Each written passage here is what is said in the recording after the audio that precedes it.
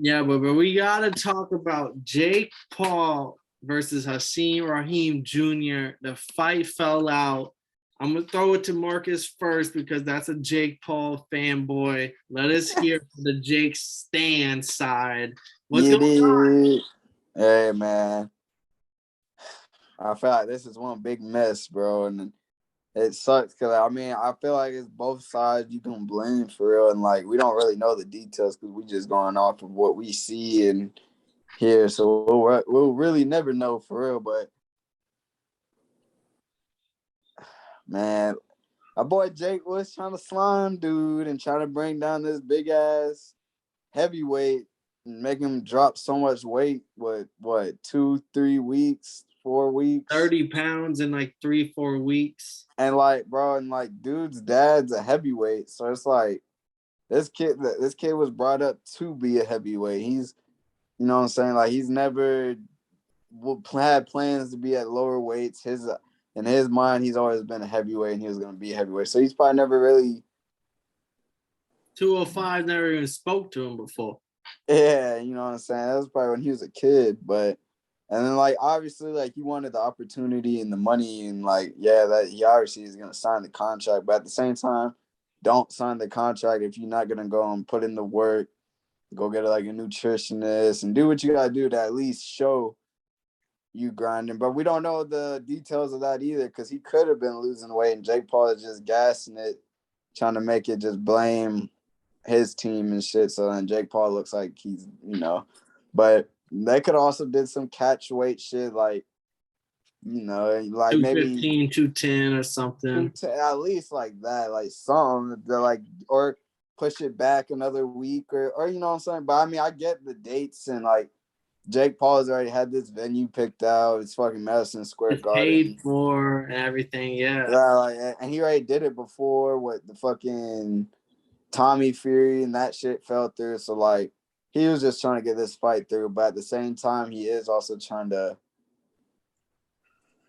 trying to snake, man. That's what. But he's Well, also playing the how about boxing rules. I'm gonna ask that boy Kev now. How do you feel about this fight falling through? Because I know you've been seeing you've been doing your own independent research without even having to do research. Like everyone's been talking about it.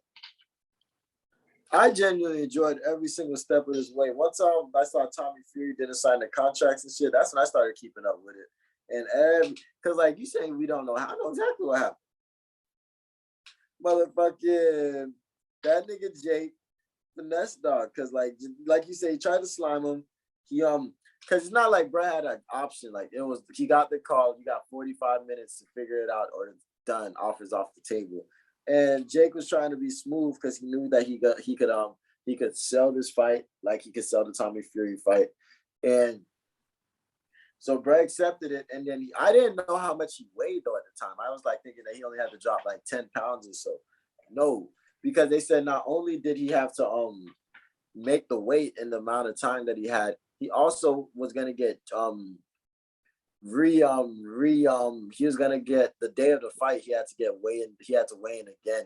So he couldn't be past like 5 pounds over or some shit like that. Yeah, I mean, there was like some twist about the That was some shit. rehydration. That was real boxing shady shit because you don't ever see that with boxing. Yeah, like, bro, he drew up a perfect boxing contract, like, some slime shit, but he played by the rules. Like, it was all like technically allowed. Like, he was just trying to control the rehydration rules. And then, what's his name? Hasim, he ain't come in the ring bigger than what he weighed in. And I mean, you can keep going, Cat. Yeah, I'm gonna say, Kev. So pretty much, and then when you sign that, he's like, fuck it, I'll still do it. He's the lowest paid fighter that Jake Paul's ever fought, and he's at the only real boxing.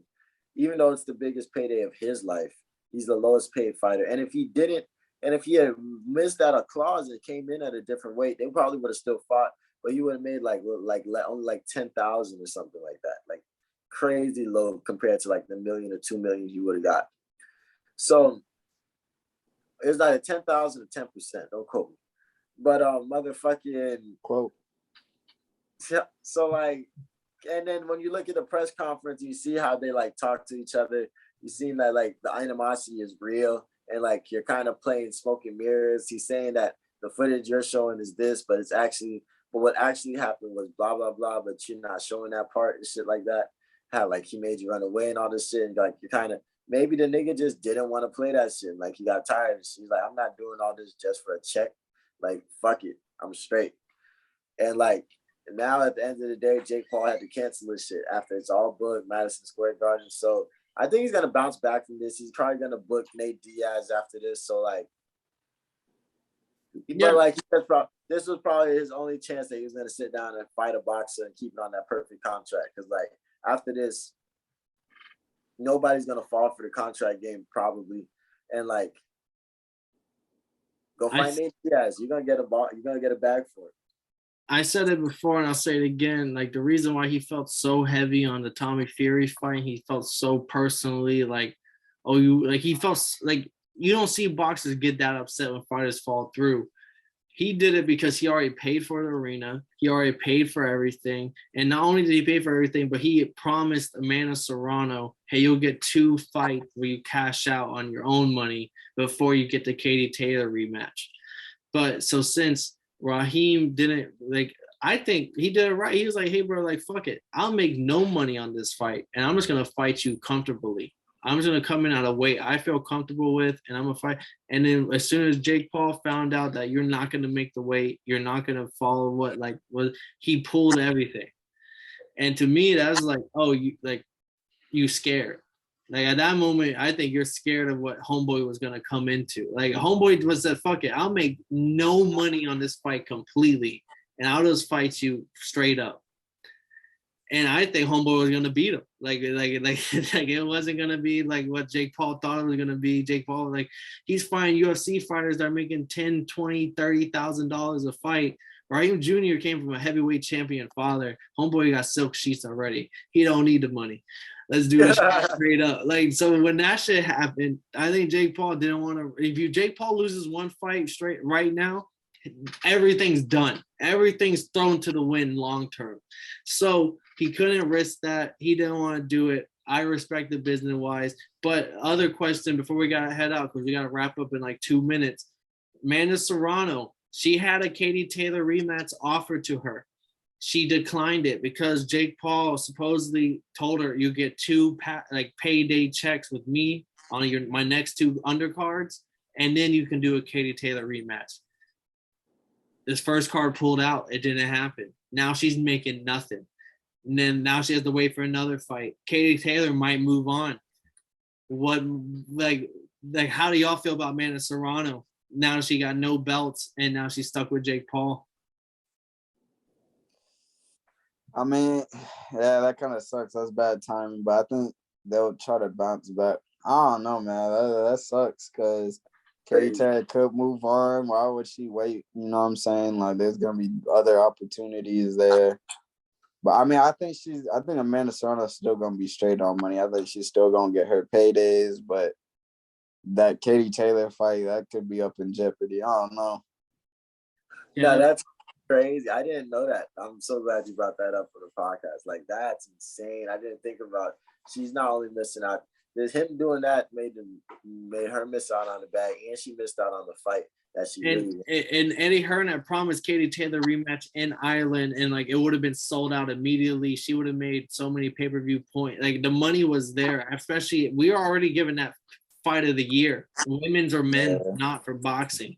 That was fight of the year for boxing. So the rematch in Ireland would have been crazy. So like her now waiting possibly 2 years now that this first fight went through, it's gonna hurt that. And like, hey, you chased the bag and you got burned. You should have chased the legacy, my girl. Facts. I was about to say, my guy. That's tough. I'm not gonna lie. I just think it's funny because Jake Paul was definitely gonna lose. I'm not gonna lie to you. So like, I wanted to see how you would have been able to bounce back from that after like Jake Paul is gonna have to.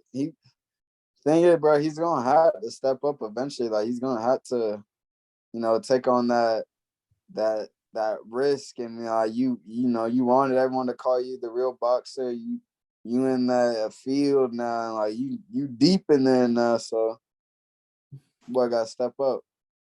No, we'll see. Well, this saga will be continued later on. It ain't over yet. Hell yeah, man. We'll ride out on this, but that's been Totally Blitz podcast, and we'll catch you another time.